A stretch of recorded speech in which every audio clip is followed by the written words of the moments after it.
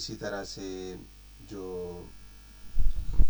Ignorance time کی political دنیا ہے وہ کیسی تھی، تھرو میپس ہم نے تھوڑا انڈرسٹینڈ کرنے کی کوشش کی ہے کہ پولیٹیکل فورسز کون کون سی تھیں اس وقت اور کہاں کہاں ایگزسٹ کرتی تھیں. تھوڑا سا ہم اسے دوبارہ بھی دیکھ لیتے ہیں، گو تھرو کر لیں گے کوئکلی کہ کون کون سی پولیٹیکل فورسز تھیں، کن کے پاس ٹیکس تھے اس وقت. جتنی بھی کتنے کانٹیننٹس ہیں، 3 بر اعظم تھے اور وہ آپس میں کنیکٹڈ تھے. کون کون سے حصوں میں کون کون سی پولیٹیکل فورس تھی، اور اس کے ساتھ یہ کام آپ کو کرنے کے لیے دیا گیا تھا کہ آپ پڑھ کے آئیں. 2 بکس آپ کو ریکمینڈ کی گئی تھیں کہ ان سے ذرا پڑھ کے آئیں کہ وہ کر کیا رہے تھے. مطلب وہ جو پولیٹیکل فورسز تھیں، رومن امپائر ہے، ایسٹرن ہے یا ویسٹرن رومن امپائر ہے، بازنطینی سلطنت جسے کہا جاتا تھا. اس طرح سے پرشین امپائر ہے جسے سلطنت فارس یا ساسانی سلطنت جسے کہا جاتا تھا. تو وہ کیا کر رہے تھے اپنے لوگوں کے ساتھ، اور اسی طرح سے اپنے اوس پڑوس کے ممالک کے ساتھ.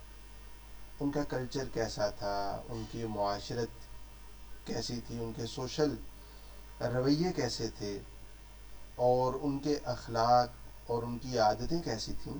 یہ کام آپ کو کرنے کے لیے کہا گیا تھا. وہ میں ابھی پوچھوں گا انشاءاللہ کہ آپ نے کتنا پڑھ لیا ہے اور کیا انڈرسٹینڈ کیا ہے. اسی طرح سے جو اس وقت کی ریلیجس دنیا ہے وہ کیا تھی، اور کون کون سے مذاہب تھے، کہاں کہاں ایگزسٹ کرتے تھے. ان 2 پوائنٹس پہ ہماری بات ہو چکی ہے. تیسرا پوائنٹ عربوں کے حوالے سے تھوڑی سی ہم نے بات کر لی ہے کہ عربین پینسولا اسپیشلی وہ کتنے حصوں میں تقسیم تھا، اور اس کے اہم حصے کون کون سے تھے، اور وہاں کون لوگ آباد تھے اور ان کا مذہب کیا تھا. اس میں ہم نے بات کر لی تھی. آج ان کی کوالٹیز اور فلاز پہ ہم بات کریں گے کہ عربوں کی کچھ خوبیاں اور خامیاں کیا تھیں. ان کے پڑھنے کے لیے بھی میں نے آپ کو 2 چیزیں سجیسٹ کی تھیں، وہ بھی آپ سے پوچھیں گے کہ وہ کیا تھیں اور کتنا آپ نے پڑھا ہے. تو تھوڑا سا یہ جو 2 پوائنٹس یا 3 پوائنٹس جن پہ ہماری بات ہو چکی ہے اسے گو تھرو کر لیتے ہیں تاکہ تھوڑا سا ہم کنیکٹ ہو جائیں. اگنورنس ٹائم کی جو پولیٹیکل دنیا ہے وہ اس سلائیڈ میں آپ کو نظر آ رہی ہے. اس میں رومن امپائر بھی ہے، ایسٹرن رومن امپائر جس کے بادشاہ کو، کنگ کو کیسر کہا جاتا تھا. پروفٹ صلی اللہ علیہ وسلم کے ٹائم میں آپ نے لیٹر بھی بھیجا کیسر کی طرف، ہرکلس کہا جاتا تھا اس کے ایسٹرن رومن امپائر کے بادشاہ کو، کنگ کو. اس کے بارے میں ہم نے بات کی ہے. تو وہ ایک بڑی، آپ یہ کہہ لیجیے کہ فورس تھی، بڑی پولیٹیکل پاور تھی. اور دوسری ویسٹرن رومن امپائر تھی. اگر آج آپ نے اس بک کو پڑھا ہو سید ابوالحسن ندوی رحمہ اللہ کی کسی بھی ایک کتاب کو، تو آپ نے دیکھا ہوگا کہ ان کے بیچ میں بھی جنگیں ہوئی ہیں. اگرچہ دونوں ہی رومن امپائرز ہیں، دونوں ہی کرسچنز ہیں، لیکن ان کے بیچ میں بھی جنگیں ہوئی ہیں. اسپیشلی 5ویں صدی عیسوی کے آغاز میں ان کے درمیان جنگوں کا تذکرہ کیا ہے. 6 صدی عیسوی میں ان کے درمیان جنگوں کا تذکرہ کیا آپس میں، یعنی مصر اور شام کے درمیان جنگ ہوئی ہے. مصر پہ اس وقت ویسٹرن رومن امپائر تھی اور کا قبضہ تھا یا ان کی حکومت تھی، اور جو شام ہے اور اردن فلسطین کے علاقے وہاں پہ ایسٹرن رومن امپائر تھی. تو ان کے آپس میں جنگیں ہوتی تھی حضرت عیسیٰ علیہ السلام کی حقیقت کو لے کے. یعنی بہت ساری چیزیں جو عیسیٰ علیہ السلام کی تعلیمات کا حصہ نہیں تھی وہ عیسائیت کے اندر آ گئی تھیں. جیسے آپ نے انہی بکس میں اگر آپ نے پڑھ لیا ہے، میں چاہوں گا کہ میں آپ ہی سے سنوں، لیکن تھوڑا سا میں متوجہ کرنا چاہتا ہوں کہ وہ کتنا اہم لٹریچر ہے جو آپ کو ریکمینڈ کیا گیا. آپ نے پڑھا ہوگا کہ یہ جو تثلیث ہے، عقیدہ تثلیث، 3 خداؤں کا جو عقیدہ ہے، یہ चौथी सदी ईस्वी में क्रिश्चियनिटी का हिस्सा बना। समझ में आ रही है? तो जिस तरह से ये एक बड़ा अहम समझा जाने वाला उनके दरमियान अकीदा ईसाइयत का हिस्सा बना, इसी तरह से बहुत सी वैल्यूज उनका हिस्सा बनी। खवातीन को लेके उनके जो तसव्वुरात थे, इस तरह से रहबानियत को लेके उनके जो तसव्वुरात थे, वो चीज़ें जो हैं वो जो पोप्स हैं, इस तरह से उनके जो मजहबी पेशवा हैं, उन्होंने बाकायदा ईसाई लिटरेचर का जो क्लासिकल लिटरेचर है उसका हिस्सा बना दी। तो वो चीज़ें जो हैं वो हिस्सा तो बनी लेकिन इख्तिलाफी भी रहीं। एक स्कूल कहता था ऐसा नहीं ऐसे, दूसरा कहता था। इंसानों की पैदा करता जो चीज़ें भी, जो भी चीज़ होती है, जो भी लिटरेचर होता है, उसमें एक अलग नौइयत का शदीद इख्तिलाफ होता है। समझ में आ रही है? ईसाइयों के दरमियान भी उस स्पेशली छठी ईस्वी सदी ईस्वी जिसकी हम बात कर रहे हैं, या उससे साथ में 5वीं सदी ईस्वी है, उस दौरान में इनके दरमियान ईस्टर्न और वेस्टर्न रोमन एम्पायर्स के दरमियान में बैटल्स का तस्करा भी हमें मिलता है। तो खैर पोलिटिकल फोर्सेस की अगर हम बात करें तो ये बहुत बड़ी फोर्स थी जिसका असर व रसूख तीनों बर्रे आज़मों में था। यूरोप, एशिया और अफ्रीका हम मैप्स में देख चुके हैं। यानी ये वाले मैप्स आपके सामने आए हैं। ईस्टर्न रोमन एम्पायर है, इस तरह से वेस्टर्न रोमन एम्पायर है। फिर दूसरी बड़ी फोर्स थी सल्तनत फ़ारिस, जिसे पर्शियन एम्पायर कहा जाता था, जो आज के इराक, ईरान वगैरह खित्तों पर, कुछ शाम के इलाकों पर मुश्तमिल थी। तो ये दूसरी बड़ी फोर्स थी, इन पे हम बात कर चुके हैं। और जो रिलीजन्स हैं अगर उनकी हम बात करें तो क्रिश्चियनिटी थी, फायर वर्शिप थी, इस तरह से यहूदियत और बुत परस्ती थी। बुद्धिज़्म को अलग से भी कह सकते हैं और बुत परस्ती के अंदर भी आप उसे जिक्र कर सकते हैं, क्योंकि जो बुद्धिज़्म था सब कॉन्टिनेंट के अंदर ये रिलीजन एग्जिस्ट करता था। तो ये भी कहने को तो बुद्धिस्ट थे, बुद्धिज़्म था ये, लेकिन हकीकत में ये भी बुत परस्त थे। ये भी जो अपने, यानी इसके बारे में भी आपने थोड़ी सी डिटेल्स उसी किताब के अंदर भी पढ़ी होंगी, इंसानी दुनिया पर मुसलमानों के उरूज व ज़वाल का असर। इस तरह से नबी रहमत सल्लल्लाहु अलैहि वसल्लम, जो सैयद अबुल हसन नदवी रहमतुल्लाह की किताबें हैं, सिर्फ इन्हीं के अंदर रहते हुए अगर आप थोड़ा सा अंडरस्टैंड करें तो बड़ी अच्छी पिक्चर बुद्धिज़्म की और स्पेशली सब कॉन्टिनेंट की आपके सामने आ जाती है बुत परस्ती के हवाले से। तो बुत परस्ती थी, बुद्धिज़्म भी कहने को एक अलग आइडेंटिटी रखता है, लेकिन ये भी बुत परस्त थे। और ये अपने जो मजहबी इनके पेशवा हैं, जिनको ये अपना मुअज़्ज़ज़, मोहतरम और मुक़द्दस समझते थे, उसकी मूर्ति बनाया करते थे, उसका बुत बना के उसकी पूजा और इबादत किया करते थे। आज भी है बुद्धिज़्म के अंदर, आप जानते हैं कि बुद्धा के बड़े बड़े मुजस्मे हैं और उनको खुदा समझा जाता है और फिर उसकी इबादत करते हैं। तो आज भी इस वक्त भी दुनिया में एग्जिस्ट करते हैं और इनके तसव्वुरात भी बड़े मारूफ हैं। तो खैर मज़ाहिब जो थे वो कहाँ कहाँ एग्जिस्ट करते थे, इस पर भी हमने बात की।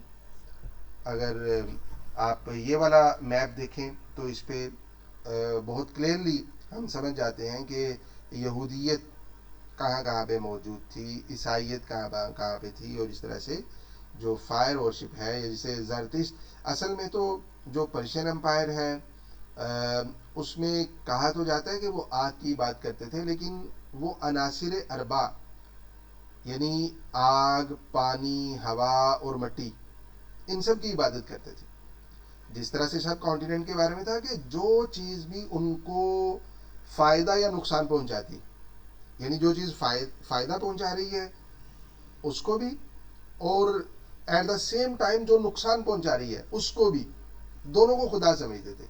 मीन जो फ़ायदा पहुंचाने वाली चीज़ है, फॉर एग्ज़ाम्पल आसमान है, बारिश बरसाता है तो आसमान भी खुदा है। चांद तारे हैं, उनसे रोशनी मिलती है, वो भी खुदा है। तारों से रास्तों का पता चलता है, वो भी खुदा है।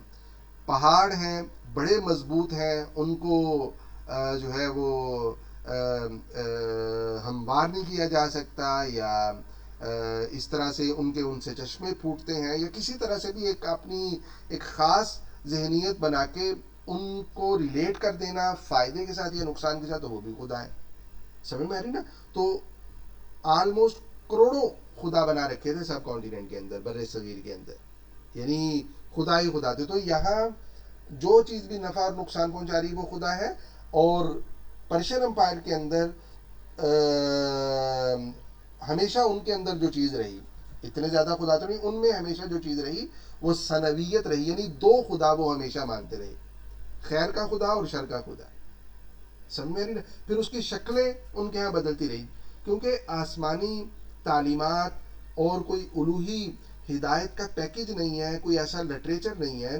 جس طرح سے اللہ کا فضل ہے ہمارے پاس قرآن ہے، ہمارے پاس سننا ہے، اس طرح سے کوئی بھی اتھینٹک سورس نہیں ہے، سورس آف ریلیجن نہیں ہے.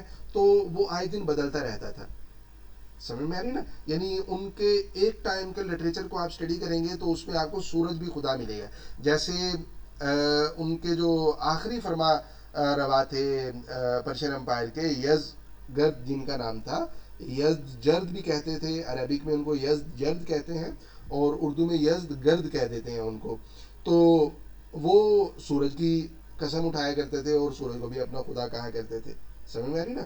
اور فیمس جو تھے وہ آگ کی عبادت سے تھے، لیکن ایٹ دا سیم ٹائم وہ پانی کو بھی اپنا خدا سمجھا کرتے تھے اور کہا کرتے تھے کہ ان دونوں کو اکٹھے نہیں کرنا چاہیے، ان سے دونوں کی بے اکرامی اور توہین ہوتی ہے. مین اگر پانی اور آگ کو ملائیں گے تو یہ پانی کی بھی توہین ہے اور آگ کی بھی توہین ہے، یہ گویا کہ دو خداؤں کی توہین ہے. سمجھ میں آ رہی نا؟ اور پیچھے جو سائیکی تھی، جو مینٹیلٹی تھی، وہ یہ کہ آگ جو ہے وہ نفع بھی پہنچاتی ہے، نقصان بھی پہنچاتی ہے. سمجھ میں آ رہی نا؟ تو یہ خدا ہے. اور پانی وہ اس مضبوط ترین اور طاقتور ترین چیز کو کیا کر دیتا ہے؟ ختم کر دیتا ہے. آگ کو بھی بجھا دیتا ہے، تو وہ بھی خدا ہے. تو اس طرح سے گویا کہ دنیا جو تھی وہ مختلف طبقات میں، مختلف قوموں میں، مختلف مذاہب میں اور اس طرح کے مذاہب کے اندر بٹی ہوئی تھی.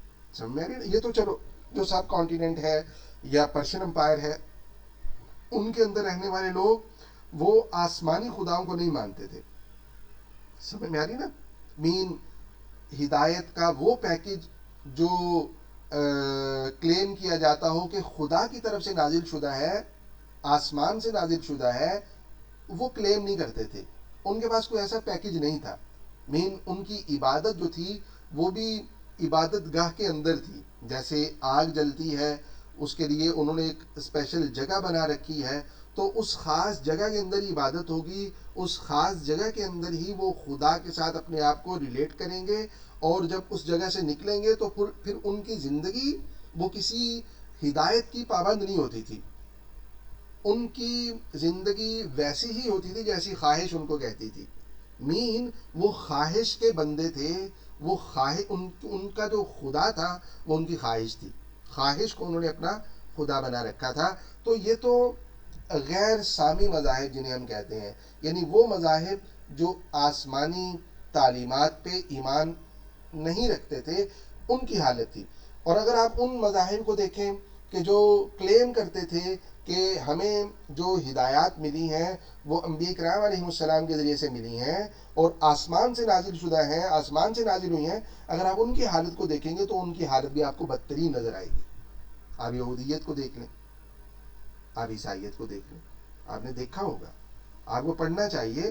آپ دیکھیں کہ مین انہوں نے جو وہ مذاہب جو اپنے اپنے زمانے کے مقدس ترین لوگوں میں نازل ہوئے تھے، جو خدا کی برگزیدہ ہستیاں تھیں، حضرت عیسیٰ علیہ السلام ہے، حضرت موسیٰ علیہ السلام ہے، اور بقیہ انبیاء کرام علیہ السلام ہیں جن کی طرف وہ حضرت ابراہیم علیہ السلام ہے.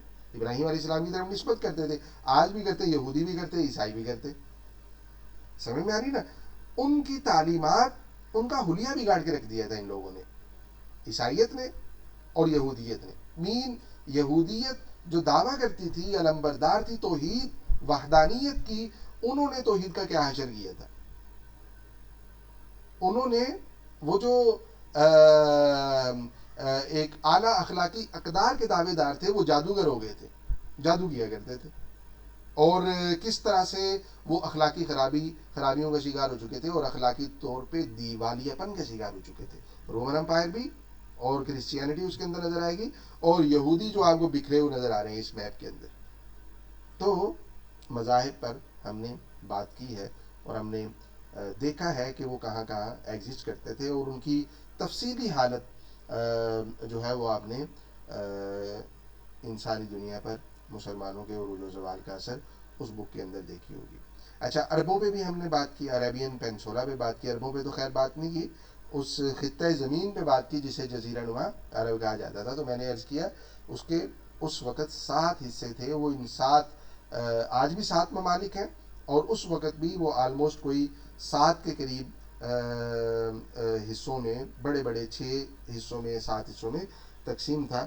تو اس پہ ہم نے بات کی ہے کہ کون سا حصہ کہاں ایگزسٹ کرتا تھا, وہ کس سائڈ پہ تھا, ناردرن سائڈ پہ تھا, سادرن سائڈ پہ تھا, ایسٹرن یا ویسٹرن سائڈ پہ تھا, اور یہ چیزیں ہم نے دیکھی ہیں.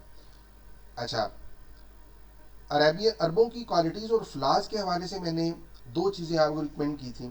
پہلے وہ پوچھتے ہیں کہ کس کس نے پڑھا ہے ان کو, اور آپ کا تھوڑا سا جو آپ کی اسٹڈی ہے اس کو, اس سے فائدہ اٹھانے کی کوشش کرتے ہیں.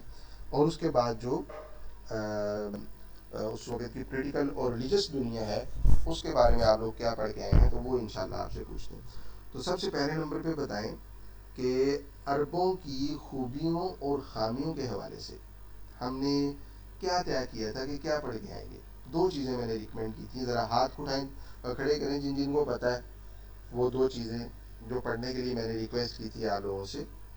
ذرا ہاتھ اٹھا کے بتائیں, کہ ہاتھ کھڑے کریں تاکہ میں پوچھوں کہ آپ لوگوں نے یاد بھی رکھا ان چیزوں کو یا بھول گئے. کن کن کو پتہ ہے؟ جن کو پتہ ہے وہ 2 چیزیں جو پڑھنے کے لیے میں نے دیں عربوں کی حالت کے حوالے سے, یا یہ پڑھ کے آئیں کہ عربوں کی خوبیاں اور خامیاں کیا تھیں. عربوں کی خوبیوں اور خامیوں کے لیے پڑھنے کے لیے 2 چیزیں جو میں نے ریکمینڈ کی تھیں وہ ذرا بتائیں. کن کن کو یاد ہے وہ ذرا ہاتھ کھڑے کریں. مس سلم صاحبہ نے ہاتھ کھڑا کیا ہے, اور شاباش, جانم صاحبہ نے نیچے کر لیا. ان کو بھی ڈاؤٹ پیدا ہو گیا کہ جی شاباش شاباش شاباش, کیا چیزیں تھی جو آپ نے پڑھ کے آنی تھیں. اچھا چلیں انم صاحبہ آپ ہی بتائیں. سر ایک آرٹیکل تھا آپ کا, ہوں, اور ایک صحیح بخاری کی حدیث تھی 7 نمبر. شاباش, بہت اچھے. آرٹیکل تھا اور حدیث تھی, صحیح بخاری حدیث. کی 7 نمبر, بالکل صحیح فرمایا, بہت اچھے.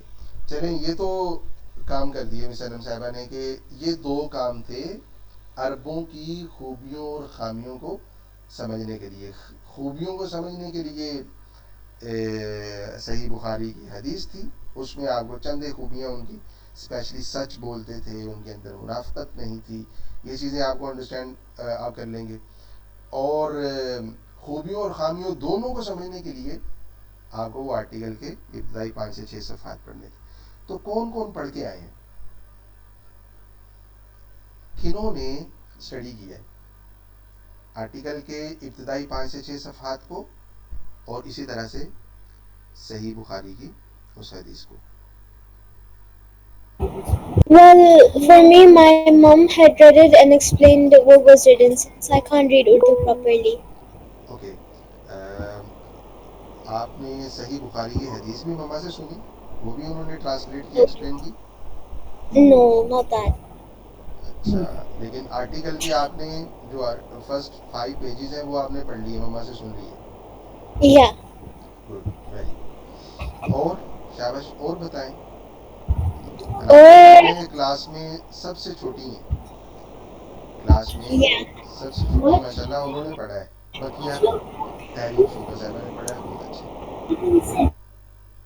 اور شاباش شاباش شاباش. I also read apart from the seal nectar good good. Shell nectar سے کیا پڑھا آپ نے؟ about who introduced idol worshipping and who he was and why did people listen to him. Good, very good, بہت اچھے, بہت شاندار. تو انابیہ صاحبہ نے وہ چیز بھی پڑھی ہے جو ان کو پڑھنے کے لیے بھی نہیں کہا تھا, تو مطلب وہ سیلف اسٹڈی کر رہے ہیں, بہت اچھے, بہت شاندار, بہت شاندار ماشاء اللہ. جی بتائیے, انابیہ ہیں, تحریم شوکت صاحبہ ہیں, 2 نے پڑھا ہے آرٹیکل کو بھی اور حدیث کو بھی. حدیث کو انابیہ صاحبہ نہیں پڑھ سکے, لیکن تحریم شوکت صاحبہ نے ہاتھ کھڑے کیے. جنہوں نے کوئی ایک چیز بھی پڑھی ہے وہ ہاتھ کھڑے کریں. حدیث پڑھ لی, اس کو انڈرسٹینڈ کرنے کی کوشش کی, یا آرٹیکل کے جو ریلیونٹ صفحات ہیں وہ پڑھ لیے, وہ ہاتھ کھڑے کریں. شابش شابش شابش شابش.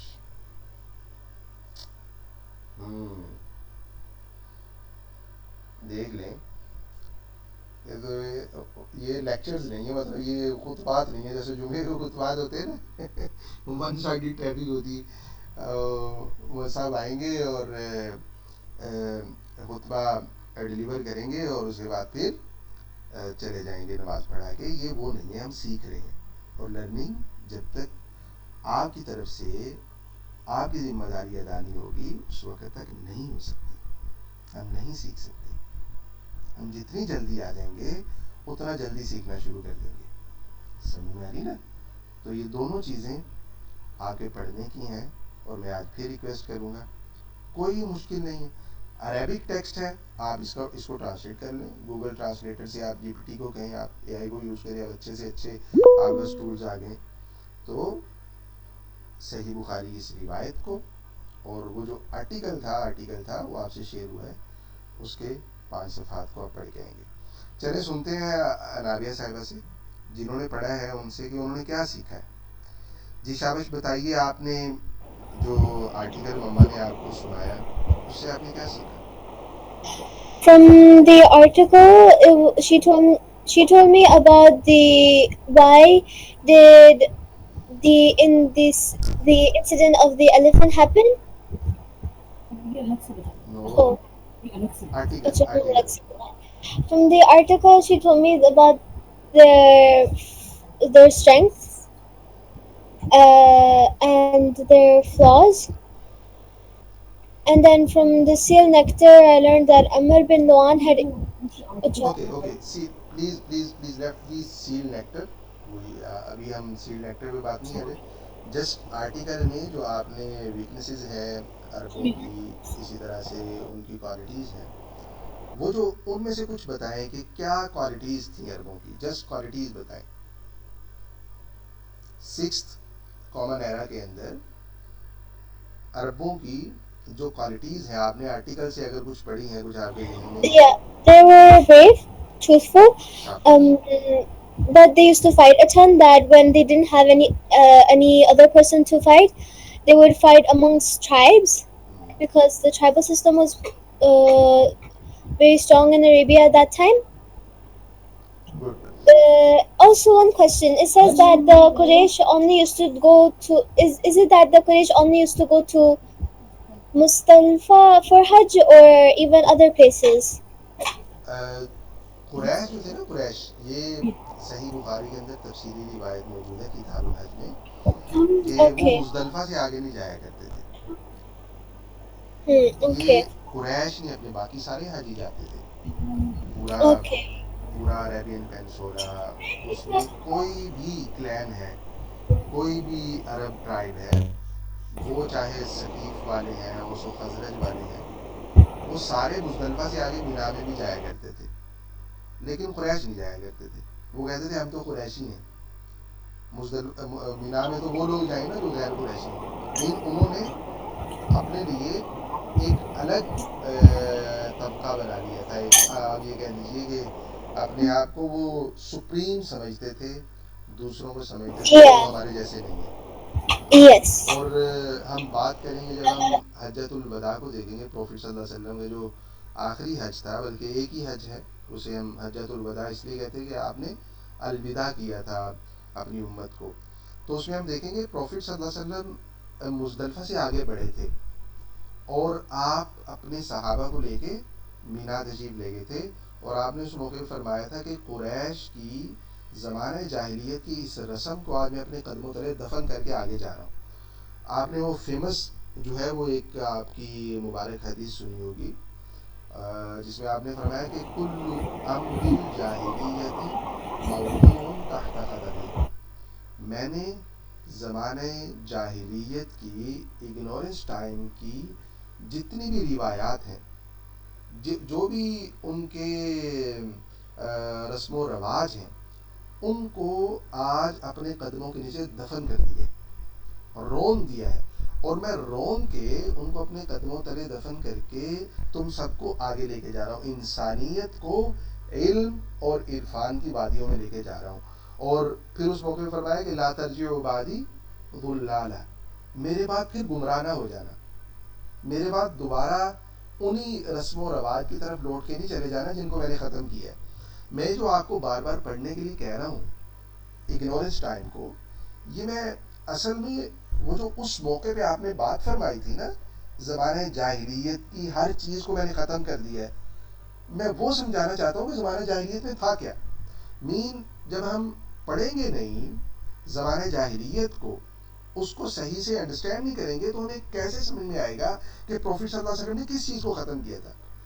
آپ نے ریپلیس کیا ہے، ٹھیک ہے، آپ نے ویلیوز بھی دی ہیں، آپ نے عقائد بھی دیے ہیں، آپ نے عبادات بھی دی ہیں، آپ نے کلچر بھی دیا، آپ نے سارا کچھ دیا ہے، لیکن ریپلیس پہلے جو کچھ چل رہا تھا، جس چیز کو آپ نے ختم کیا، جس کے بارے میں آپ فرما رہے ہیں کہ میں نے جاہلی رسم و رواج کو، زمانہ جاہلیت کی اقدار کو، اس دور کی ویلیوز کو ختم کر دیا ہے اور میں نے اسلامک ویلیوز کو متعارف کروایا. تو جو ختم کی گئی ہیں جب تک ہم ان کو پڑھیں گے نہیں تو کیسے جانیں گے کہ آپ نے کن چیزوں کو ختم کیا.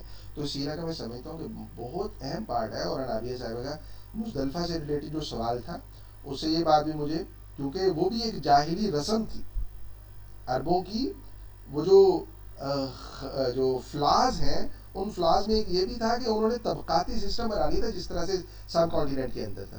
یہاں بھی آپ سنتے ہیں نا کہ شودر تھے، کھتری تھے اور برہمن تھے، اسی طرح سے وہاں قریش تھے، وہاں اوس تھے، وہاں ثقیف تھے. سمجھ میں آ رہی نا؟ یہ سارے، یعنی قریش تو اپنے آپ کو سمجھتے تھے کہ ہم تو سپریم ہے، لیکن اپنی اپنی ڈومین کے اندر ہر کوئی اپنے آپ کو سپریم سمجھتا تھا. ثقیف والے کہتے تھے ہم بھی سپریم ہیں، ان کی سپریمیسی تھوڑی سی الگ نوعیت کی تھی. اور جو اوس و خزرج والے تھے وہ بھی اپنی اپنی ڈومین میں کہتے تھے ہم بھی سپریم ہیں، ان کی سپریمیسی الگ نوعیت کی تھی. اور ایک دو طبقات ایسے تھے کہ چاہے جو بھی ٹرائب ہو، چاہے کوئی بھی قبیلہ ہو، وہ ایک دو طبقات ہر ایک کی نظر کے اندر کمتر تھے. جیسے غلام ہیں، آپ غلاموں کے بارے میں پڑھیں رونگٹے کھڑے ہو جائیں گے کہ ان کے بارے میں کیا مین. حضور نبی کریم صلی اللہ علیہ وسلم نے غلاموں کو جو کچھ دیا ہے، ہم اس وقت تک اسے انڈرسٹینڈ نہیں کر سکتے جب تک ہم نہ سمجھیں، نہ پڑھ لیں کہ پہلے کیا ہوتا تھا غلاموں کے ساتھ. آپ نے خواتین کو جو ویلیو دی ہے، ہم اسلام کی عطا کردہ اس ویلیو کو، اس احسان کو ہم نہیں انڈرسٹینڈ کر سکتے جب تک ہم یہ انڈرسٹینڈ نہ کر لیں کہ پہلے کیا ہوتا کیا تھا. آپ سب کانٹیننٹ میں دیکھیں نا، خاتون کو کیا ہوتا تھا، اگر خاوند کا انتقال ہو گیا تو پھر اس خاتون کو بھی ساتھ ہی جانا پڑتا تھا. ستی کی ان کے ہاں رسم ہوا کرتی تھی. اور اسی طرح کی چیزیں آپ کو عربوں کے کلچر میں ملتی ہیں، یعنی سیم ایز اٹ از یہ تو نہیں ملتی، لیکن اس سے آپ کو بری بری چیزیں ملتی ہیں. اور خواتین کو لے کے غلاموں، موالی کا بھی ایک طبقہ تھا. موالی وہ بھی اگر آگے چل کے ہم بات کریں گے کہ وہ کون لوگ ہوا کرتے تھے، وہ بھی کمزور طبقات میں شمار ہوتے تھے، ان کا بھی کوئی پرسان حال نہیں تھا. تو کہنے کی بات یہ ہے کہ کوالٹیز اور فلاز، ان دونوں چیزوں کو انڈرسٹینڈ کرنا ضروری ہے. اور اس وقت کے عمومی دنیا کے منظرنامے کو، ان کے رہن سہن کو، وہ کس طرح سے ایک دوسرے سے پیش آتے تھے، وہاں جو طاقتور تھے ان کی مینٹیلٹی کیا تھی، ان کے دوسروں کے ساتھ رویے کیا تھے، جو کمزور تھے ان کی زندگی کیسی گزر رہی تھی، اور ان ساری چیزوں کے اندر پالیٹکس کیا کر رہی تھی، ریلیجنس کیا کر رہے تھے، یہ انڈرسٹینڈ کرنا بہت ضروری ہے. سمجھ میں آ رہی نا؟ تو ابھی تو ہم نے عربوں کے حوالے سے آپ سے پوچھا ہے. اب دوسرا سوال ہے، اچھا تحریم شوکت صاحبہ نے بھی کچھ پڑھا، انہوں نے بھی ہاتھ کھڑا کیا تھا، تو ان سے پہلے پوچھ لیں کہ انہوں نے کیا پڑھا دو چیزوں میں سے، پھر آگے چلتے ہیں. جی تحریم شوکت صاحبہ، دوسرے کینڈیڈیٹ جنہوں نے ہاتھ کھڑا کیا تھا. آواز آ رہی ہے؟ جی آ رہی ہے آواز، جی پلیز فرمائیے. میں نے آرٹیکل پڑھا تھا. Good, very good. تو کوئی آپ کو چیز ریلیونٹ ملی، کوئی فائدہ ہوا عربوں کو انڈرسٹینڈ کرنے کے حوالے سے؟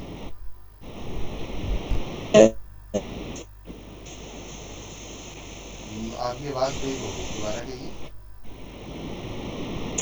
جس عربوں کے وقت حالات کیا تھے، ان کی جو خامیاں تھی ان کی، کیونکہ وہ جاہلیت کا دور تھا تو ان کی خوبیاں بھی خامیوں میں تبدیل ہو چکی تھی. جیسے وہ فصاحت والے تھے، زبان دانی تھی، لیکن وہ تھے تو اس میں بھی وہ عورتوں کے بارے میں کر رہے تھے اور اپنے آباء و اجداد پہ فخر. گڈ. بہادری جو تھی، بہادر تھے اور لیکن بہادری کس سینس میں انہوں نے یوز کیا وہ ہوا بھی ہے؟ آپس میں. آپس میں لڑنے جھگڑنے میں، جی دوسروں کا مال لوٹنے میں. ہم آگے چل کے جی تذکرہ کریں گے سیرہ مبارکہ میں حلف الفضول کا. ایک ایگریمنٹ ہوا تھا، پروفٹ صلی اللہ علیہ وسلم کی ایج تھی اس وقت آلموسٹ 13 سال، 12-13 سال آپ کی ایج تھی.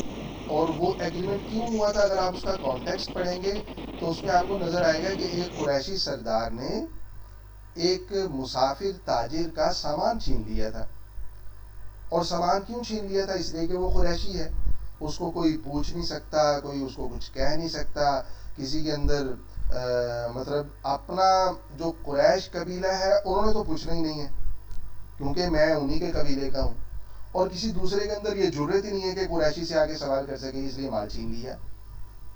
سمجھ میں آ رہی نا؟ مین وہ جو بہادری تھی، نڈر تھے، بے خوف تھے، لیکن وہ کس چیز میں یوز کر رہے تھے؟ لوٹ مار کے اندر.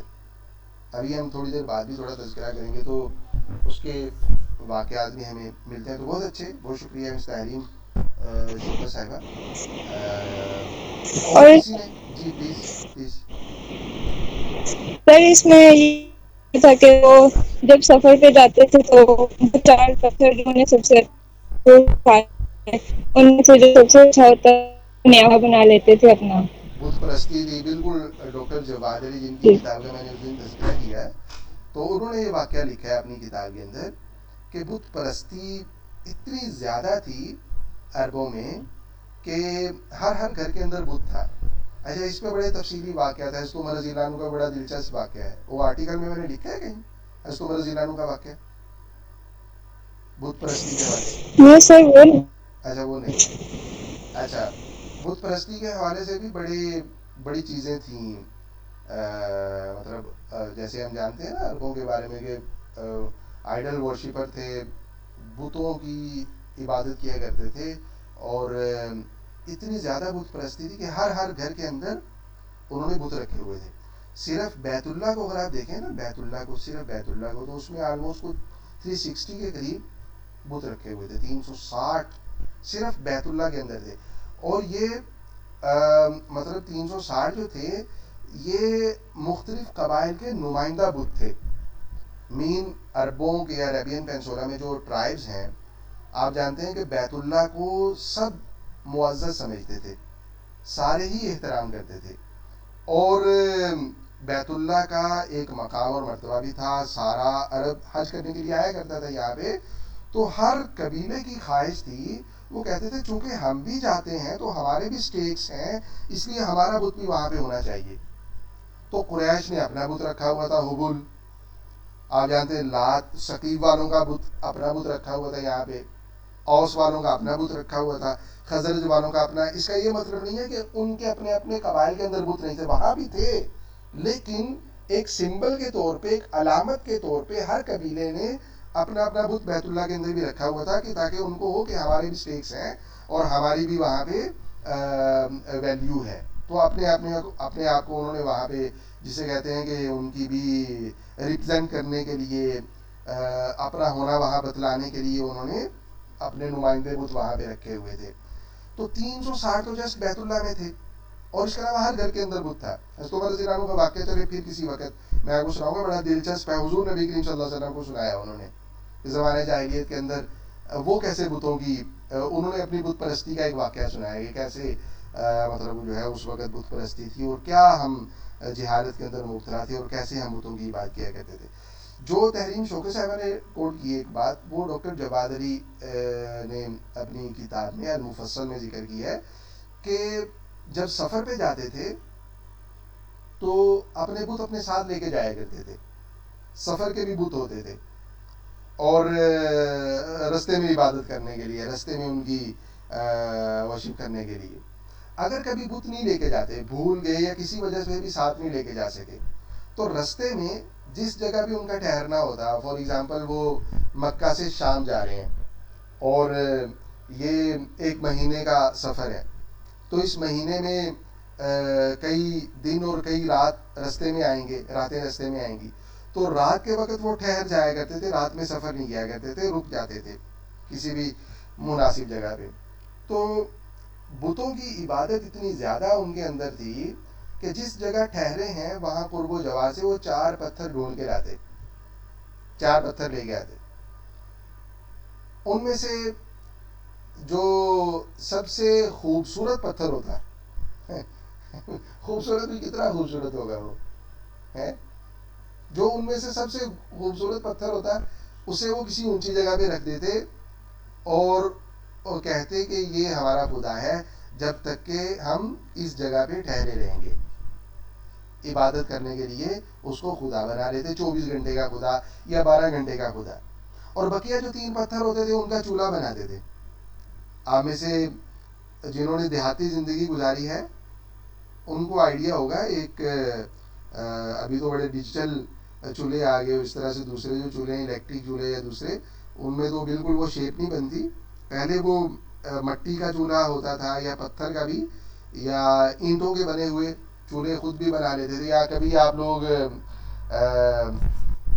پکنک پہ گئے ہوں اور باربیکیو کبھی کیا ہو تو آپ نے خود بھی اگر کوئی اپنے ہاتھوں سے پتھر جوڑ کے چولہا بنانے کی کوشش کی ہو یا کوکنگ کرنے کے لیے آپ نے چولہا بنایا ہو, تو 3 پتھروں سے ایک خاص شیپ کا چولہا تیار ہوتا ہے. تو اس وقت 3 پتھروں سے وہ کیا کرتے, وہ چولہا بناتے, اور جو چوتھا پتھر ہوتا ہے سب سے خوبصورت اسے اونچی جگہ پہ رکھتے, اس کو اپنا خدا بنا لیتے. اور جب وہ روانہ ہوتے اگلے دن صبح سفر اپنا کنٹینیو کرنے کے لیے, وہ سارا اپنا سامان سمیٹ کے جب روانہ ہوتے تو ان 4 پتھروں کو, یعنی چولہے کے یہ 3 پتھر اور چوتھا جس کو خدا بنایا تھا, ان 4 پتھروں کو وہ وہاں پھینک کے آگے چلے جایا کرتے تھے. یہ مطلب ایک عجیب قسم کی مینٹیلٹی تھی, خدا بھی ہے لیکن اس کو وہاں پھینک کے بھی چلے جانا, اس کو ساتھ نہیں کنٹینیو نہیں کر کرتے, ساتھ سفر میں اس کو لے کے نہیں جایا کرتے. سفر میں ان کے لیے قیمتی ہوتی تھی وہ خوشبوئیں جو سامان تجارت ہے. بوجھ جانور پہ وہی رکھا جائے گا جس کی قیمت وصول ہوگی. خدا قیمتی نہیں ہے, وہ خوشبوئیں یا وہ اسلحہ یا وہ پتھر جس کی ٹریڈ کیا کرتے تھے عرب, پتھروں کی ٹریڈ کیا کرتے تھے, خوشبو کی ٹریڈ کیا کرتے تھے, اور اس طرح سے مسالے لے کے آیا کرتے تھے, یہاں سے بھی لے کے جایا کرتے تھے, تو سرکولیٹ ہوا کرتے, سب کانٹیننٹ سے بھی مسالے جایا کرتے تھے, شام سے لے کے واپس آیا کرتے تھے. اس طرح سے کھجوروں کی ٹریڈ کیا کرتے تھے, انگوروں کی ٹریڈ کیا کرتے تھے. تو وہ چیزیں ان کے لیے زیادہ قیمتی تھیں, اپنا خدا وہ قیمتی نہیں تھا, اسے وہ رستے میں پھینک کے چلے جایا کرتے تھے. تو یہ ایک چیز بھی ہمیں نظر آتی ہے ان کی زندگی کے اندر. تو بہت اچھے آپ نے 2 کینڈیڈیٹس نے پڑھا ہے, بقیہ سے بھی میں ریکویسٹ کروں گا کہ آپ لوگ بھی پڑھ لیں, حدیث مبارکہ کا بھی مطالعہ کریں, اور اس کے ساتھ ساتھ جو آرٹیکل کے ابتدائی 5 سے 6 صفحات ہیں ان کو بھی آپ لوگ پڑھ لیں. دوسری چیز تھی جو بہت امپورٹنٹ ہے, جو میں سمجھتا ہوں کہ سب کو A to Z پڑھنی چاہیے, وہ ہے بک سید ابو الحسن الندوی رحمہ اللہ کی 2 بکس ہیں. میں دوبارہ آپ لوگوں کو دکھا دیتا ہوں. ایک ہے نبی رحمت صلی اللہ علیہ وسلم, اسکرین آپ کو ویزیبل ہوگی, آپ دیکھ پا رہے ہوں گے, اسکرین ویزیبل ہے,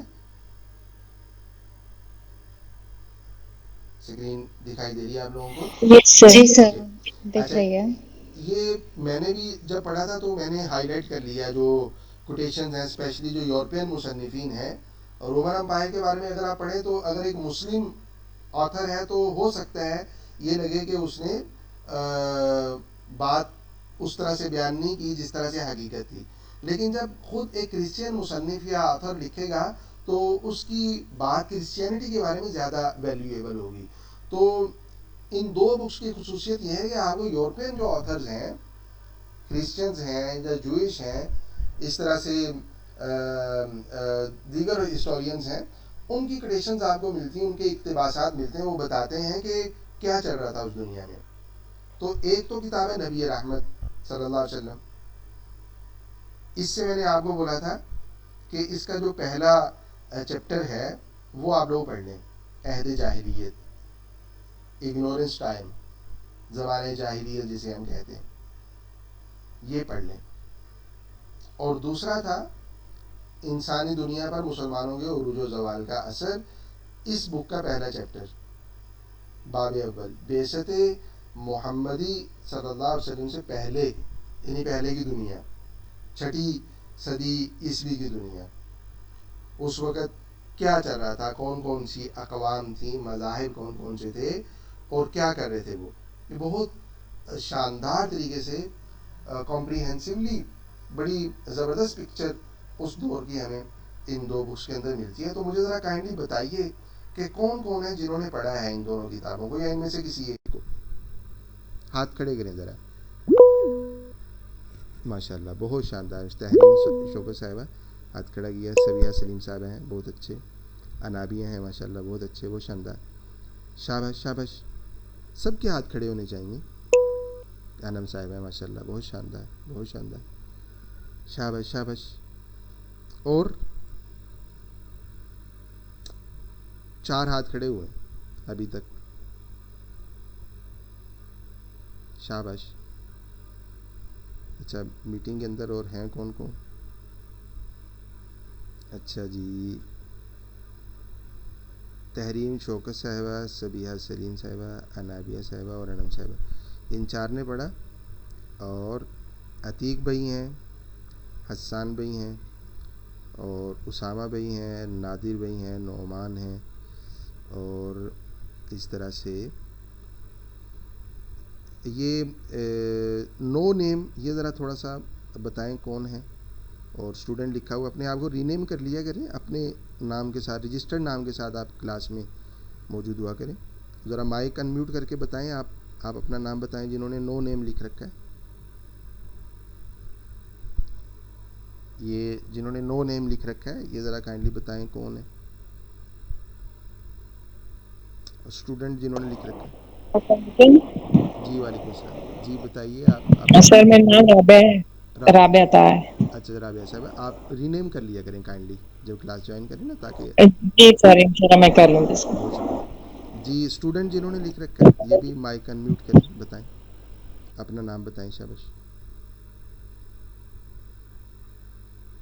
جنہوں نے اسٹوڈنٹ لکھ السلام رکھا علیکم ہے. صاحب. وعلیکم السلام ورحمۃ اللہ. جی پلیز بتائیے. محمد ندیم صاحب. جی ندیم بھائی، آپ بھی رینیم کر لیا کریں، ٹھیک ہے. اوکے. اچھا جی، تو اتنے زیادہ لوگ ہیں جنہوں نے نہیں پڑھا. اچھا، جنہوں نے پڑھا ہے ان سے پوچھتے ہیں کہ ان کو کوئی نقصان تو نہیں ہوا پڑھنے سے. سبیہ سلیم صاحبہ بتائیے، کوئی نقصان ہوا ہو پڑھنے سے، کوئی مطلب کوئی اگر نہیں سر، کوئی نقصان نہیں ہوا، الحمدللہ فائدہ ہوا تھا. اچھا فائدہ بھی ہوا ہے ماشاء اللہ. نقصان کوئی نہیں ہوا، فائدہ ہوا. چلے ایک گواہی آ گئی ہے. اور انم صاحبہ سے پوچھتے ہیں، آپ بتائیے کوئی نقصان ہوا ہو یا. سر نقصان تو نہیں ہوا، فائدہ ہی ہوا ہے. فائدہ ہوا. بیسکلی میرا جو انٹرسٹ تھا سیرہ کو سٹارٹ کرنے کا، کیونکہ میرا یہی تھا ذہن میں کہ جو پرابلمس ابھی چل رہی ہیں اس ٹائم میں، تو وہ نیا دور، نئے مسئلے نہیں، وہ مسئلے یہ پرانے ہیں گڈ، مسئلے. Very good. تو وہی ابھی میں نے تھوڑا سا ہی پڑھا ہے، اور بالکل ریپلیکا میں نے ابھی جوز کا اس میں پڑھا. بالکل جو جوز ابھی کر رہے ہیں یہودی، وہ پہلے سے کرتے ہوئے آ رہے ہیں. تو بالکل وہی سب ہو رہا ہے، بس تھوڑا سا ٹائم چینج ہے. That's it. بہت شاندار بات کی آپ نے. یہ جب ہم اس کو کمپریہنسولی اسٹڈی کر چکتے تو پھر یہ میں نے آپ سے سوال پوچھنا تھا کہ مجھے تھوڑا کمپیریزن کر کے بتائیں کہ 6 صدی عیسوی کی دنیا میں اور اس ٹائم، جس ٹائم میں ہم جی رہے ہیں، آپ کو کیا لگتا ہے کہ کوئی سملیرٹی ہے یا نہیں ہے؟ آپ حیران ہو جائیں بہت. گے، آپ حیران ہو جائیں گے اگر آپ نے پڑھ رکھا ہے کہ یہ تو وہی ایشوز ہیں جن کو پروفٹ صلی اللہ علیہ وسلم نے ایڈریس کیا تھا. یہ تو وہی مسائل ہیں جو 6 صدی عیسوی میں پروفٹ ہوڈ سے پہلے کی دنیا کے اندر چل رہے تھے. بہت سارے مسائل وہی مسائل ہیں. اس وقت دنیا، آپ اگر دنیا کو دیکھتے ہیں اور یقیناً دیکھتے ہیں، خواہش پرست ہو چکی ہے. خواہش کی غلام ہو چکی اس وقت دنیا، جسے قرآن کریم نے کہا کہ من اتخذ الہہ ہوا، یعنی کہنے کو تو مسلمان ہے، کہنے کو تو وہ کسی بھی ریلیجن کا فالوور ہے، ماننے والا ہے، لیکن حقیقت میں اس کا جو مذہب ہے وہ اس کی خواہش ہے، وہ کرتا وہ کچھ ہے جو اس کی خواہش کہتی ہے، وہ سوچتا وہ کچھ ہے جو اس کی خواہش کہتی ہے. آپ کو یہ چیز بہت پیک پہ نظر آئے گی کرسچینٹی کے اندر 6 صدی عیسوی، وہ کیسے خواہش پرست تھے. آپ کو یہ چیز نظر آئے گی عربوں کے اندر وہ کیسے خواہش پرست تھے. آپ کو یہ چیز نظر آئے گی ساسانیوں کے اندر، پرشین امپائر کے اندر وہ کیسے خواہش پرست تھے. میری بات سمجھ میں آ رہی کہ نہیں آ رہی؟ تو یہ بہت ضروری ہے آپ کے لیے پڑھنا، اور میں شکریہ ادا کرتا ہوں انم صاحبہ کا کہ بہت اچھا پوائنٹ انہوں نے ریز کیا ہے. اور اس چیز کو بھی سامنے رکھ کے ابھی آپ تھوڑا سا پڑھیں، اس چیپٹر کو تھوڑا اسٹڈی کریں، اور ساتھ یہ ذہن بھی رکھیں کہ اس وقت جو ایشوز چل رہے ہیں ہمارے دنیا کو، جس طرح کے مسائل درپیش ہیں، تو کیا جس کو میں اسٹڈی کر رہا ہوں یہ ویسی دنیا تھی، مطلب اس کے اندر بھی ویسے ایشوز تھے، یا وہ تھوڑے مختلف ایشوز رکھنے والی دنیا تھی. پروفٹ صلی اللہ علیہ وسلم نے، میں تو لسٹ تیار کروانا چاہتا ہوں آپ سے، میں آپ سے وہ لسٹ تیار کروانا چاہتا ہوں کہ حضور نبی کریم صلی اللہ علیہ وسلم نے جو فرمایا کہ میں نے زمانہ جاہلیت کی تمام قدروں کو، رسم و رواج کو اپنے قدموں تلے رون دیا ہے، میں نے ان کو ختم کر دیا ہے. میں لسٹ بنوانا چاہتا ہوں کہ مجھے آپ بتائیں، پوائنٹ آؤٹ کریں کہ سر یہ چیزیں تھیں جن کو پروفٹ صلی اللہ علیہ وسلم نے ختم کیا. First, second, third, fourth, fifth, آپ نے ان چیزوں کو ختم کیا، کچھ کو موڈیفائی کیا، کچھ کو ریپلیس کیا، کچھ کو بالکل ختم کر دیا. سمجھ میں آ رہی نا؟ یہ آپ اس وقت تک نہیں مجھے بتا سکتے جب تک کہ آپ پڑھیں گے نہیں. سمجھ میں آ رہی؟ تو اس لیے سر ایک اور بات بھی جی تھی اس میں، پلیز جیسے ابھی کا جو ٹائم ہے اور جو پرابلمس ہیں، ٹھیک ہے، تو سیرت تو ہمیں پتہ ہی نہیں ہے. اگر سنا بھی ہے بکس میں، جو تھوڑا مطالعہ بھی کیا ہوا ہے، تو کرتے تو نہیں ہیں، ہم فالو تو نہیں کر رہے ہیں. تو وہی ہے، اس میں بھی رائٹر نے یہی لکھا ہے، جو بہت پاور کے غلام ہو گئے تھے، لگژریز اور پاور کے جو غلام ہو گئے تھے سب، وہ بھی عیسیٰ علیہ السلام کی جو ٹیچنگز تھی اسے بھلا چکے تھے. بلا چکے تھے. وہی یہ اب آج کے ٹائم میں وہ ہم کر رہے ہیں، جو نبی صلی اللہ علیہ وسلم نے ختم نبوت پہ جو جس چیز پہ مہر لگا دی تھی، تو ہم نے اسے بھی بھلا دیا، تو ہم بھی وہی کر رہے ہیں. اور اس کا راستہ اور طریقہ اپنے آپ کو کنیکٹ کرنے کا یہ ہے کہ ہم پڑھیں، اور اس نیت جی سے پڑھیں کہ ہم نے اپنے آپ کو ٹھیک کرنا ہے. میں تو اسی نیت سے پڑھ رہا ہوں. میں تو کلاس کے اندر بھی، کلاس کے اندر آنے سے پہلے اگر کچھ پڑھتا ہوں تو اپنے آپ کو ٹھیک کرنے کی نیت سے پڑھتا ہوں. اور آپ سے بھی میں یہی توقع اور امید رکھتا ہوں کہ ہم کسی کو لیکچر دینے کے لیے نہیں پڑھ رہے، ہم بڑی بڑی تقریریں کرنے کے لیے نہیں پڑھ رہے، کسی کے اوپر اپنی ڈومیننس جو ہے وہ ظاہر کرنے کے لیے نہیں پڑھ رہے. میں اپنے آپ کو ٹھیک کرنے کے لیے پڑھ رہا ہوں. میں اپنے آپ کو دیکھنا چاہتا ہوں کہ میں ویسا ہی مسلمان ہوں جیسا کہ پروفٹ صلی اللہ علیہ وسلم نے صحابہ کو بنایا تھا. میں ان بیسس پہ کھڑا ہوں جن بیسس پہ پروفٹ صلی اللہ علیہ وسلم نے صحابہ اکرام رضی اللہ عنہم کو کھڑا کیا تھا، ان کی پرسنالٹیز کی تعمیر کی تھی. یہ ساری چیزیں دیکھنے کے لیے میں پڑھ رہا ہوں، اور میں دیکھنا اس لیے چاہتا ہوں تاکہ اگر میں نہیں کھڑا، میں ان چیزوں پہ نہیں ہوں، تو اپنے آپ کو ان چیزوں پہ لانے کی کوشش کروں، اور اگر ہوں تو اللہ کا شکر ادا کروں، اپنے آپ کو مستحکم کر لوں، مزید مضبوط ہو جاؤں. تو بہت شکریہ مس انم صاحبہ، آپ نے ماشاء اللہ پڑھا اور فائدہ اٹھایا. جی صبیحہ سلیم صاحبہ، آپ کیا فرمانا چاہیں گے؟ صبیحہ صاحبہ.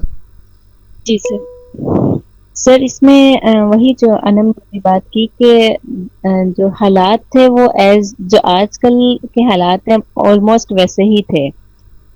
تو اس میں جو ایک چیز مجھے دیکھنے میں ملی کہ ایران میں اور ان جو اس وقت اس ٹائم پہ جو بھی سلطنت تھی، ان میں ریلیجیس بہت زیادہ مکس اپ ہوئے تھے، مطلب کوئی بھی اپنی شیپ میں برقرار نہیں تھا. تو جس طرح ہم نے آج بھی وہی کیا ہے کہ اسلام کو اگر ہم دیکھیں تو اگر ہم اس سینس میں دیکھیں کہ ہماری سوسائٹی میں جو اسلام امپلیمنٹ ہوا ہے وہ بالکل ویسا ہی ہے کہ وہ ایک مکسچر سا ہے، اس کی اصل شکل، اس کی اصل حیت نظر نہیں آتی ہے. ہمیں اپنے آپ تو کا وہی پتہ طب کے نہیں ہے، لوگوں نے بھی کیا تھا. مطلب ہم مسلمان ہیں لیکن ہمیں اسلام کا پتہ نہیں ہے، ہمیں اپنے ہم مکسچر ہیں. اور میں مکسچر جی اس لیے سر. کہتا ہوں کہ وہ جو من اتخذ الہہ ہوا، مکسچر ہونے کا سادہ سا مطلب یہ ہے کہ ہم اسلام پہ نہیں ہیں. مین کہنے کو اللہ کا شکر ہے مسلمان ہیں, خدا کا شکر ہے کہ وہ جو ایک منیمم تھریش ہولڈ ہے, وہ جو ایک ریڈ لائن ہے, ہم ٹھیک ہے اسی پہ کھڑے ہیں, لیکن ہیں سرکل کے اندر, سرکل سے باہر نہیں ہیں. لیکن سرکل کے اندر ہونا یہ تو کوئی کمال نہیں ہے. سرکل کے اندر ہو کے آپ نے اپنی زندگی کو ویسا شیپ کیا جیسا پروفٹ صلی اللہ علیہ وسلم نے فرمایا, ویسا تو شیپ نہیں کیا ہم نے. اور ہم نے کیا کیا, ہم سرکل کے اندر جسٹ آگے ہم نے کہا یہ انف ہے, بقیہ زندگی ویسے ہی گزاریں گے جیسے خواہش کہتی ہے, بقیہ میں کس چیز کی ضرورت نہیں ہے. تو سارا مکسچر اس لیے نظر آتا ہے کہ پراپر اس پیکج کو امپلیمنٹ نہیں کیا, نہ اپنے اوپر نہ سوسائٹی کے اوپر, اس لیے ہمیں مکسچر نظر آتا ہے. اور اس یہ کا سر بھی وہ جو اللہ راستہ, تعالیٰ نے جی پلیز سوری وہ سر جو اللہ تعالیٰ نے وہ بات کی نا قرآن پاک میں کہ اسلام میں پورے کے پورے داخل ہو جاؤ, تو وہ والی چیز نہیں ہے. ہم اپنی مرضی سے لیتے ہیں, جو ہمیں لگتا ہے کہ ہاں یہ ٹھیک ہے اس کو ہم لے لیتے ہیں, جہاں پہ ہمارا وہی کہ خواہش جو ہے اسی کے غلام ہے. پک اینڈ چوز, جو یس بہت فالو کرتے ہیں وہ بھی پک اینڈ چوز, اور ورنہ لوگ تو اس کی فکر ہی نہیں کرتے کہ ٹھیک ہے, وہ کہتے ہیں بس خواہش اب یہ کرنا ہے نہ کرنا ہے. اسلام نے کیا کہا ہے اس کی ضرورت نہیں ہے جاننے کی, مطلب احساس ہی نہیں ہے, فکر ہی نہیں ہے. اور میں عرض یہ کر رہا تھا کہ راستہ یہی ہے کہ ہم شروع کر دیں اس احساس کے ساتھ اسٹڈی کہ مجھے اپنے آپ کو ٹھیک کرنا ہے, بہتر کرنا ہے. ہم سیرہ مبارکہ بھی اس لیے پڑھنے جا رہے کہ پروفٹ صلی اللہ علیہ وسلم کی لائف ہم بالکل گراس روٹ لیول سے شروع کر رہے ہیں کہ آپ نے کس طریقے سے اس سوسائٹی کو بدل دیا جس کو ہم جاہلیت کہتے ہیں, جس کو ہم زمانے جاہلیت کہتے ہیں, اس کو آپ نے علم اور عرفان کا زمانہ کیسے بنایا. آپ نے اس ظلم اور جبر کی شکار سوسائٹی کو پرامن کیسے بنایا, آپ نے نظام عدل کیسے نافذ کیا. آپ نے ان لوگوں کو جو لوٹ اور مار کیا کرتے تھے, وہ دوسروں کی زبان چھین لیا کرتے تھے, قتل و غارت کیا کرتے تھے, آپ نے دوسروں پہ جان نثار کرنے والے کیسے بنایا تاکہ ہم بھی ویسے بن جائیں. ہم اس لیے پڑھنے جا رہے ہیں. تو خیر میں دوبارہ آج ٹائم دے رہا ہوں آپ سبھی کو کہ, اور ریکویسٹ کر رہا ہوں, اس ریکویسٹ کے ساتھ ابھی ریکویسٹ ہی کر سکتے نا آپ لوگوں سے, ویسے تو یہ ریکویسٹ اسائنمنٹ ہوتی ہے. جب ہم یونیورسٹی میں پڑھا رہے ہوتے ہیں تو ریکویسٹ نہیں کر رہے ہوتے, بچوں سے کہہ رہے ہوتے ہیں یہ اسائنمنٹ ہے, یہ آپ نے کر کے آنی ہے. تو یہ آپ کی بھی اسائنمنٹ ہے ریکویسٹ کے نام پہ, تو آپ لوگوں نے پڑھ کے آنا ہے, اور ہو سکے تو کچھ پوائنٹس نوٹ کریں جو آپ کلاس میں شیئر کرنا چاہتے ہیں. کل انشاءاللہ میں آپ سے ان دونوں کتابوں کے حوالے سے جو آپ نے سمری بنائی ہوگی وہ انشاءاللہ سنوں گا, اور وہاں سے پھر آگے ہم کنٹینیو کریں گے اور واقعہ فیل کو پڑھنے کی کوشش کریں گے. کسی کا کوئی سوال ہے کوئکلی کر لیں, پھر ہم ختم کر رہے ہیں. جی السلام علیکم شیخ.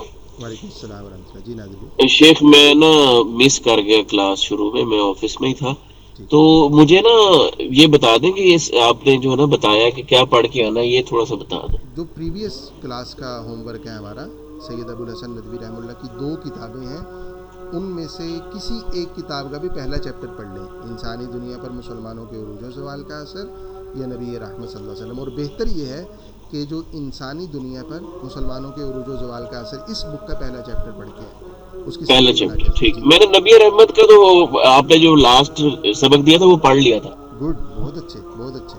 تو آپ وہ دوسرا جی بھی جی, پڑھ لیں, آپ کے پاس ٹائم ہوگا ابھی, پڑھ لیں دوسرا بھی پڑھ لیں, دوسری بک بھی. ابھی تو میں نے کھانا نہیں کھایا, اب مطلب آفس سے کل گھر تک جا رہا کل تک.